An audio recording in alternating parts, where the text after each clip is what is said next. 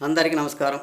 రాష్ట్ర ప్రజలకి, శ్రేయభిలాషులకి, ప్రతి ఒక్కళ్ళకి మంచా మల్లేశ్వరి ఆధారాలు మాత్రమే అడిగింది సుప్రీంకోర్టు. ఒక్కసారి ఆలోచించుకో. అవి ఆధారాలు నిరూపించాలి. నిరూపించుకోకపోతే ఎలా బయటపడుతుంది? జనాల మనోభావాలతో ఆటలాడుకుంది ఎవరు? జగన్ గారు, మీ జగన్మోహన్ రెడ్డి గారు. మరి ఒక్క పథకం కూడా ఇవ్వలేదంటారే. మరి పెంచిన పింఛన్లు కనపడలేదా? ఒక్కసారే 1000 రూపాయలు పెంచేశాడు, 3000 4000 చేశాడు.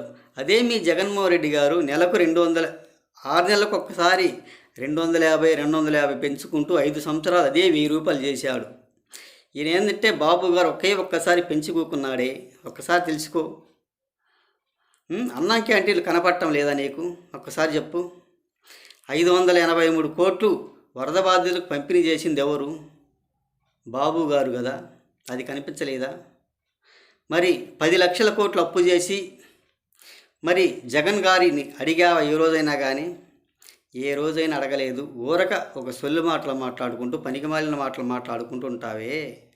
ఒక్కసారి మన జనం పరిస్థితి, రాష్ట్రం పరిస్థితి ఒక్కసారి ఆలోచించుకొని చెప్పు. ఇలా ఊరక సొల్లు మాటలు చెప్పుకుంటూ, సొల్లు కబుర్లు చెప్పుకుంటూ ఊరక వాగుతూ ఉండటం అది మంచిది కాదు. చేసినవి చేసినట్టుగా చెప్పడం సవాబు కూడా కాదు. ఒక్కసారి ఆలోచించుకోవే మల్లేశ్వరి.